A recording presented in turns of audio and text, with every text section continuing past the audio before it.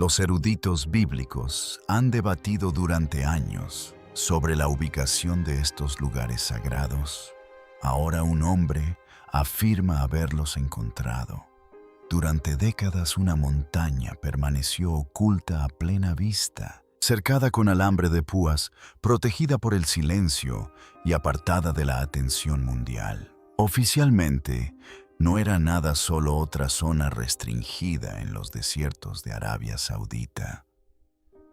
Pero extraoficialmente, los rumores nunca cesaron. Historias de antiguas marcas de fuego, rocas partidas y una historia olvidada enterrada bajo la superficie. Ahora todo está cambiando. Nos encontramos a pocos kilómetros de Jabal al-Laus, un lugar que muchos creen que podría ser el verdadero monte Sinaí, no el que aparece en los libros de texto, no el que millones de personas conocen. Escondido en la antigua tierra de Madián, un cementerio cercano actualmente en excavación, posiblemente contenga los restos de miles de personas vinculadas a uno de los momentos más controvertidos de la historia bíblica. Luego llegó el año 2025. Un avance que nadie esperaba. Los científicos desplegaron drones con inteligencia artificial, 3 de tecnología diseñada para ver debajo de la roca sólida. Lo que descubrieron no era natural, era imposible. Cámaras geométricas perfectas, estructuras subterráneas, patrones demasiado precisos, demasiado intencionados para ser considerados una simple coincidencia. Si esto es real, no solo desafía la historia, sino que la reescribe. Antes de revelar lo que encontraron debajo de la montaña, Dale, me gusta y suscríbete porque algunas verdades nunca debieron ser vistas. La montaña equivocada. Déjame contarte sobre el mayor engaño en la historia religiosa. Durante más de 1500 años, millones de peregrinos han viajado a una montaña en Egipto llamada Jabal Musa. En su base se encuentra un famoso monasterio, el de Santa Catalina, construido en el siglo VI por el emperador bizantino Justiniano. Los turistas suben esos escalones antiguos todos los días, creyendo que caminan por donde caminó Moisés. Las iglesias lo enseñan, los libros de texto lo confirman. El lugar está tan arraigado que cuestionarlo se siente casi como una herejía. Pero aquí está el problema del que nadie quiere hablar. Las pruebas no coinciden, ni siquiera se acercan. La Biblia describe el monte Sinaí como un lugar de fuego y humo. La zarza ardiente de la Biblia donde Dios habla con Moisés es un ejemplo de ello. Cuando Dios descendió sobre ella, la montaña ardió. El suelo tembló violentamente. El humo se elevaba como el humo de un horno. Toda la cima estaba envuelta en lo que solo puede describirse como furia volcánica. Ahora miren Jabal Musa. Es granito sólido, estable y geológicamente muerto. Los geólogos han estudiado cada centímetro de él. No hay evidencia de actividad volcánica, ni rocas quemadas ni daños térmicos. Nada que pueda explicar los eventos cataclísmicos descritos en el Éxodo. Luego está el problema geográfico. Según el relato bíblico, los israelitas cruzaron el Mar Rojo y viajaron a través de una región llamada Madián antes de llegar al monte de Dios. He aquí un dato sobre Madián, que los eruditos conocen desde hace siglos, pero que convenientemente han ignorado. Madián no estaba en Egipto. Estaba al este del Golfo de Aqaba, en lo que hoy es el noroeste de Arabia Saudita. El destino al que se dirigían los israelitas se encuentra en Madián, que corresponde a la actual Arabia Saudita. Por lo tanto, Madián estaba en Arabia Saudita, no en la península del Sinaí. La ruta descrita en el Éxodo se aleja directamente de la península del Sinaí y se dirige hacia el desierto arábigo. Entonces, ¿cómo es que estuvimos en la montaña equivocada durante 1500 años? La respuesta reside en la política, el poder y un monasterio muy influyente. En el siglo IV, el cristianismo acababa de legalizarse en el Imperio Romano. La peregrinación se convirtió en una obsesión. Los creyentes querían ver con sus propios ojos los lugares mencionados en las Escrituras. Querían pruebas, y la iglesia debía proporcionárselas. Así pues, cuando un pequeño grupo de monjes se asentó al pie de una montaña en Egipto y afirmó que se trataba del Sinaí, nadie los cuestionó. El emperador Justiniano construyó un monasterio fortaleza para oficializarlo. El lugar acumuló riqueza, influencia y protección política. Cuestionarlo significaba desafiar 15 siglos de tradición a millones de peregrinos devotos y a una de las instituciones cristianas más antiguas de la tierra. Los eruditos basaron sus teorías en la suposición de que Jabal Musa tenía razón. Reescribieron la geografía. Desestimaron las contradicciones. Se negaron a buscar en ningún otro lugar hasta que un dron sobrevoló Arabia Saudita y encontró lo que debería haber estado allí desde el principio: el escaneo prohibido. En el extremo noroeste de Arabia Saudita se encuentra una montaña llamada Jabal al-Laus. Durante décadas, un pequeño grupo de investigadores sostuvo que se trataba del verdadero Monte Sinaí. La ubicación coincidía con la ruta bíblica, la geografía también. Las tribus beduinas locales la habían llamado la montaña de Moisés durante generaciones, pero nadie podía probarlo porque Arabia Saudita no permitía que nadie la inspeccionara. La región estaba clasificada como zona restringida. Instalaciones militares salpicaban el paisaje. Patrullas armadas custodiaban los accesos. Los arqueólogos que solicitaron permisos fueron rechazados. Los equipos de filmación fueron detenidos en los controles. La única evidencia que se filtró provino de aventureros que se infiltraron ilegalmente y sacaron fotografías borrosas antes de ser arrestados o expulsados. El misterio de Jabal al-Laus permaneció oculto tras alambre de púas y muros burocráticos impenetrables. Entonces, la tecnología lo cambió todo. En 2025, un equipo de investigación privado llegó a un acuerdo con funcionarios saudíes.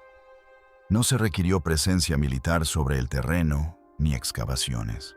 Solo un dron que transportaba el equipo que las organizaciones militares utilizaban para encontrar búnkeres subterráneos y depósitos de armas enterrados. Se trataba de un sistema de radar de penetración terrestre, de matriz en fase M, una tecnología tan potente que puede cartografiar estructuras ocultas bajo 30 metros de roca sólida y crear imágenes tridimensionales de lo que hay debajo. El equipo programó una ruta de vuelo sobre Jabal al-Laus, lanzó el dron y esperó a recibir los datos.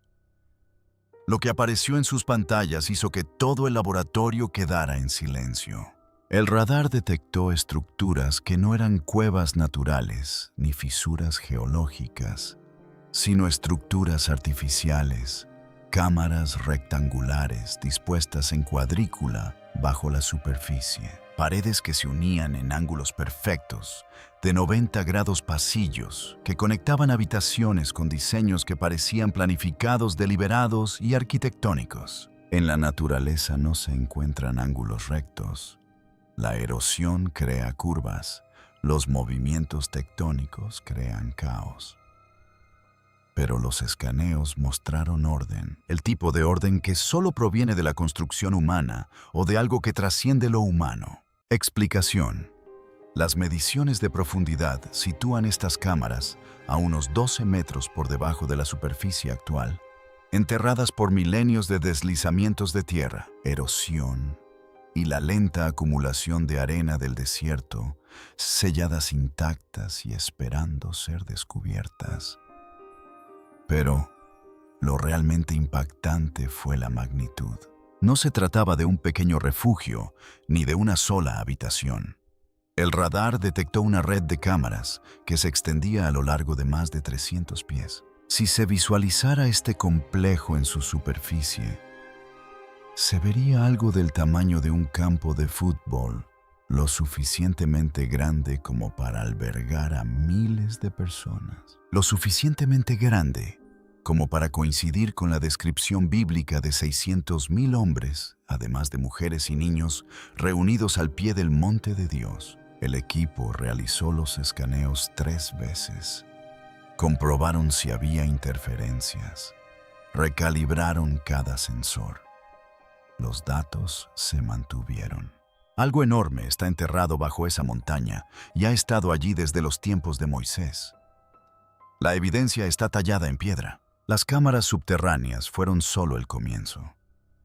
Una vez que los datos del radar se hicieron públicos, los investigadores comenzaron a examinar informes antiguos de personas que habían logrado visitar Jabal al-Laws antes de las restricciones. Lo que documentaron coincide con el relato bíblico con una precisión inquietante. Comienza en la cima.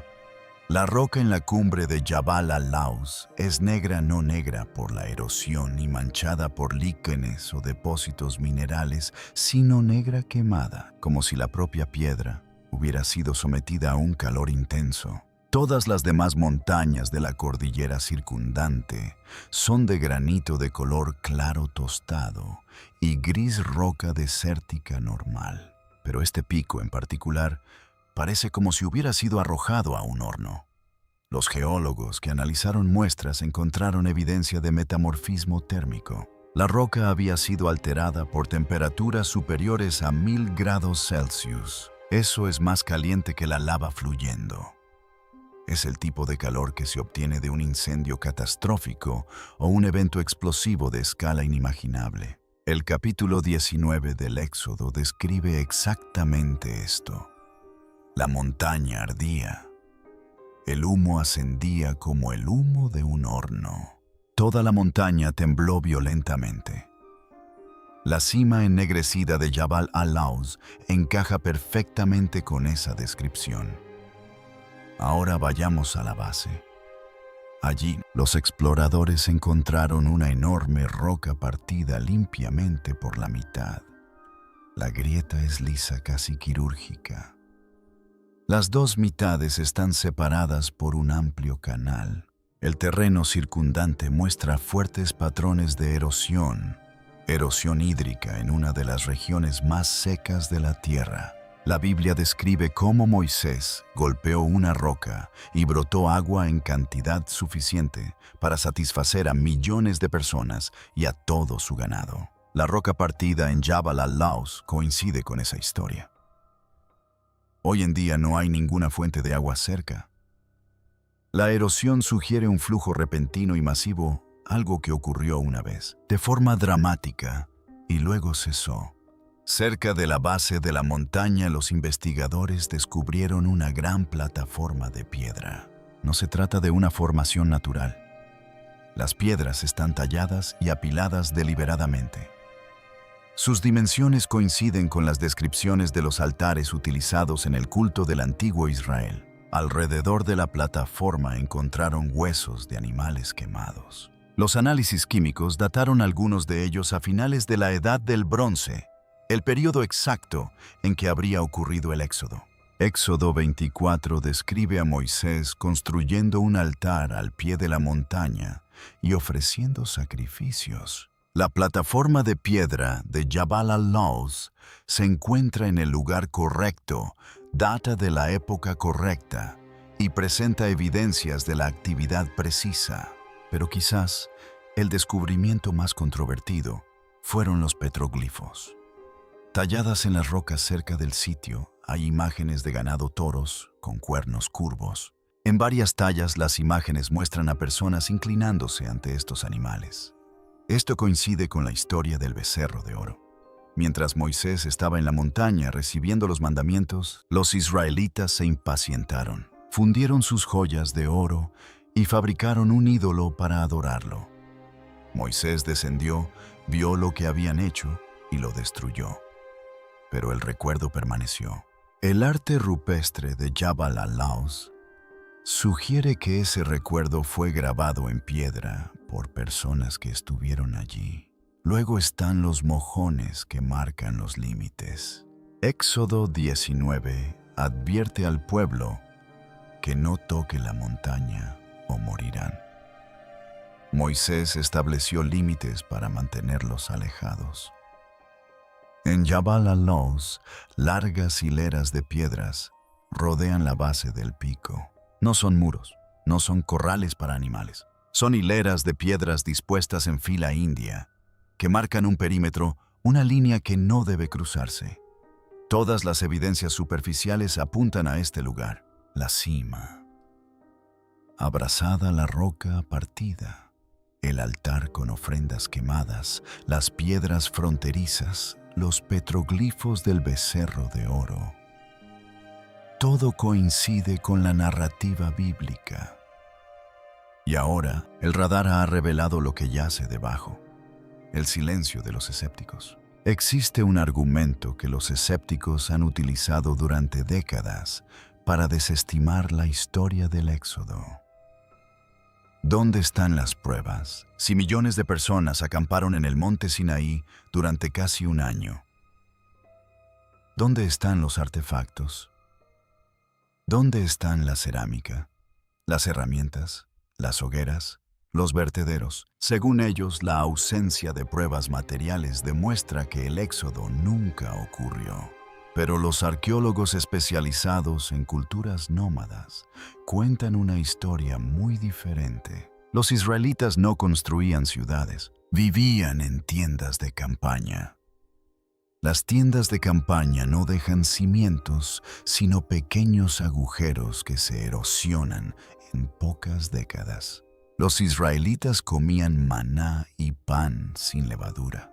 No fabricaban cerámica a gran escala. Las pocas vasijas de barro que llevaban se habrían roto y esparcido por kilómetros de desierto.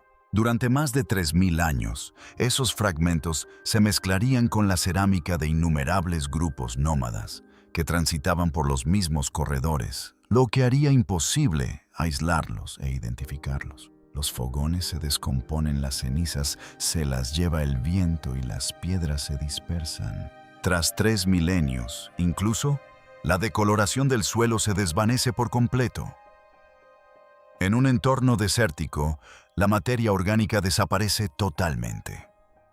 Los desechos humanos, los restos de comida, las telas, el cuero, todo se descompone y desaparece. La expectativa de encontrar evidencia superficial clara de un campamento temporal de hace 3000 años es científicamente irrealista.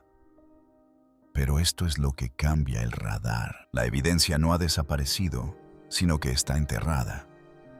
Las cámaras detectadas bajo Jabal al-Laws podrían ser instalaciones de almacenamiento. Podrían tratarse de refugios que posteriormente quedaron sepultados por deslizamientos de tierra e inundaciones repentinas. El desierto arábigo es violento. Una sola tormenta puede enterrar estructuras en una generación. Si los israelitas construyeron algo permanente al pie de esa montaña, si excavaron almacenes en la roca o reforzaron cuevas naturales, esos espacios ya estarían bajo tierra ocultos, sellados y preservados por el aire seco del desierto. El radar muestra habitaciones rectangulares dispuestas en cuadrículas. Eso no es geología. Eso es arquitectura. Eso es una construcción deliberada realizada por manos humanas. Y la profundidad de 12 metros sugiere que estas estructuras han estado enterradas durante miles de años, esperando a que la tecnología fuera lo suficientemente avanzada como para encontrarlas. Los escépticos también señalan los registros egipcios. Si el éxodo ocurrió, ¿por qué Egipto nunca escribió sobre ello? Este argumento suena convincente hasta que se comprende cómo funcionaba la documentación egipcia. Los faraones registraban las victorias, celebraban las conquistas, no documentaban las derrotas humillantes. Si un faraón perdía su mano de obra, veía su país devastado por las plagas y su ejército ahogado en el mar, jamás inmortalizaría ese fracaso en piedra. Tenemos pruebas directas de que los gobernantes egipcios borraron su historia vergonzosa. Cuando los gobernantes hicsos fueron expulsados, sus nombres fueron borrados físicamente de los monumentos. Cuando Akenatón intentó reformar la religión egipcia, los faraones posteriores destruyeron sus estatuas y borraron su nombre de los muros de los templos. Si Egipto estaba dispuesto a borrar a sus propios reyes, sin duda, borraría también la historia de un dios extranjero que los derrotó. El silencio en los registros egipcios no es prueba en contra del Éxodo. Es precisamente lo que cabría esperar si el Éxodo realmente ocurrió. ¿Qué se esconde en la bóveda? Ahora bien, entramos en un terreno que algunos llamarán especulación y otros profecía. Pues hay investigadores que creen que esas cámaras enterradas podrían contener algo más significativo que cerámica y herramientas. Creen que el Arca de la Alianza podría estar sellada bajo esa montaña. Sigamos la lógica. El arca fue construida en el monte Sinaí. Éxodo 25 describe su construcción con todo detalle. Un cofre de madera de acacia recubierto de oro puro. En su interior las tablas de piedra con los 10 mandamientos. El arca acompañó a los israelitas durante siglos. Estuvo guardada en el tabernáculo, luego en el templo de Salomón, en Jerusalén, y finalmente desapareció. Para cuando los babilonios destruyeron el templo, en el año 586 a.C., el arca ya había desaparecido. No hay constancia de su captura, ni mención de su destrucción. Simplemente se desvaneció de la historia. Durante 2000 años la gente la ha buscado. Las teorías lo ubican en Etiopía, escondido en una iglesia en Egipto, enterrado en una tumba secreta en Israel, sellado bajo el monte del templo. Pero, ¿y si nunca abandonó el lugar donde fue creado? Consideremos el escenario. El reino de Israel se estaba derrumbando. El templo estaba bajo amenaza. Los sacerdotes debían proteger el objeto más sagrado de su religión, la representación física de la presencia de Dios entre su pueblo. ¿A dónde lo llevarían? No a Egipto. Egipto era el antiguo enemigo, no a una ciudad que caería en manos de los invasores. Lo llevarían al único lugar que ningún enemigo se atrevería a profanar, la montaña de Dios. El monte Sinaí era tierra sagrada, era remoto. Estaba protegido por cientos de kilómetros de desierto. Si los sacerdotes sellaron el arca en una cámara oculta bajo esa montaña, estaría a salvo. Permanecería oculta hasta el momento oportuno. El radar detectó cámaras rectangulares selladas excavadas en la roca. Si esas cámaras fueron diseñadas para proteger algo valioso, el arca no es imposible. Una posibilidad remota, una posibilidad controvertida, pero una posibilidad que no se puede descartar. Incluso sin el arca, las implicaciones son asombrosas. Alguien invirtió una enorme cantidad de tiempo, trabajo y recursos para construir habitaciones subterráneas en la base de una montaña abrasada en medio del desierto arábigo. La única explicación que encaja con todas las pruebas es la que está escrita en el Éxodo hace miles de años. Esta es la montaña donde Moisés recibió la ley. Aquí descendió fuego del cielo. Aquí se selló el pacto entre Dios y la humanidad. La memoria sagrada de este lugar es algo que la mayoría de la gente pasa por alto por completo y cambia por completo nuestra comprensión de este descubrimiento. La Biblia sugiere que el monte Sinaí ya era santo antes de que Moisés pusiera un pie en él. Piensa en eso por un momento. En Éxodo 3, cuando Moisés se encuentra por primera vez con la zarza ardiente, Dios le dice que se quite las sandalias porque el suelo bajo sus pies es santo. No es que vaya a santificarse después de este encuentro. No es que Dios lo esté santificando en ese momento. El suelo ya es santo. Su santidad es anterior a la llegada de Moisés. Este detalle por sí solo tiene enormes implicaciones. Moisés no se topó por casualidad con una cima desconocida en el desierto. Se sintió atraído por un lugar que ya tenía un significado espiritual, una montaña que ya era reconocida como tierra sagrada. Pero ¿sagrada para quién? Aquí es donde entran en escena los madianitas. Recuerda que Moisés había vivido entre los madianitas durante 40 años antes del incidente de la zarza ardiente. Se había casado con una mujer madianita llamada Séfora.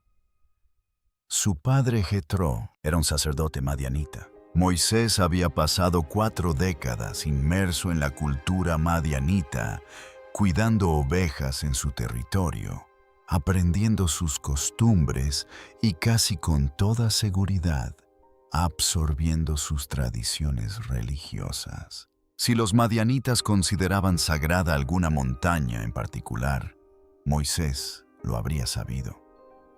Habría comprendido su significado. Y cuando Dios lo llamó a esa montaña, habría reconocido con exactitud el lugar al que estaba siendo convocado. Los estudios arqueológicos de la región que rodea Jabal al-Laus respaldan contundentemente esta interpretación. Los investigadores han descubierto extensos asentamientos madianitas en los valles circundantes. Han descubierto cerámica madianita singular, decorada con motivos geométricos que data de finales de la Edad del Bronce. También han hallado lugares de fundición de cobre, donde los madianitas procesaban el mineral procedente de minas cercanas. Han cartografiado evidencias de redes comerciales organizadas que conectaban esta región con Egipto, con el Levante y con el mundo antiguo en general. Los madianitas no eran nómadas primitivos que vagaban sin rumbo por el desierto. Eran un pueblo sofisticado con territorios establecidos, prácticas religiosas y tradiciones culturales que se remontaban a generaciones. Conocían cada cumbre de su paisaje. Habrían atribuido significado a las más inusuales. Y Jabal al-Laus es profundamente inusual.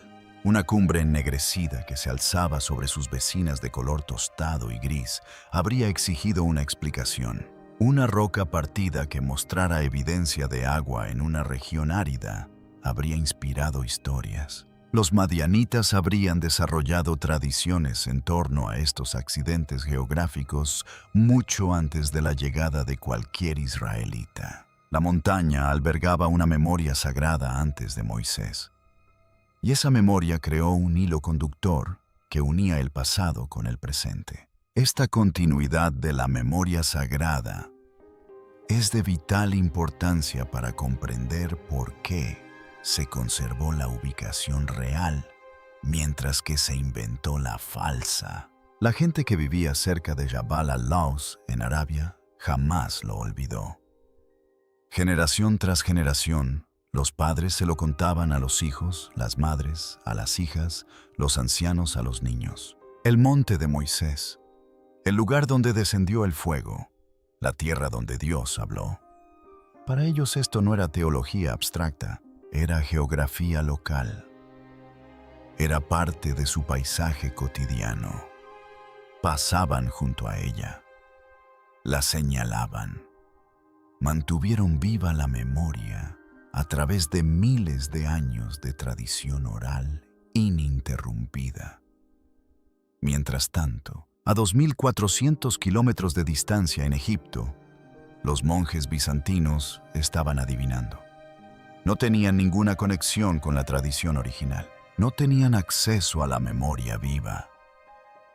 Tenían textos, leyendas y motivaciones políticas, pero no contaban con el hilo conductor que los vinculara con los hechos reales. Cuando señalaron Jabal Musa y lo declararon el monte Sinaí, Estaban construyendo una tradición desde cero. Inventaban un lugar sagrado porque necesitaban que existiera uno, no porque supieran dónde estaba el verdadero. Los monjes eran forasteros que atribuían significado a una tierra que nunca llegaron a comprender del todo. Las tribus beduinas, cercanas a Jabal al-Laws, eran quienes conocían el secreto, guardianes de un legado transmitido a través de incontables generaciones. Durante siglos, los académicos occidentales desestimaron esos relatos beduinos, las tacharon de folclore, las descartaron como superstición y las redujeron a la imaginación esperanzadora de los habitantes del desierto que, según ellos, nunca podrían rivalizar con los eruditos con educación formal. La arrogancia era asombrosa. Estos eruditos depositaron su confianza en un monasterio fundado por forasteros, en lugar de en las historias orales conservadas por personas cuyos antepasados habían vivido en esa región desde la época de los propios acontecimientos. Priorizaron la autoridad institucional por encima del conocimiento indígena, asumiendo que los registros escritos producidos 1500 años después tenían más credibilidad que la memoria viva transmitida desde el principio. Pero ahora, el radar está validando lo que los lugareños han sostenido desde siempre. Los beduinos tenían razón. Los académicos estaban equivocados. La montaña es real.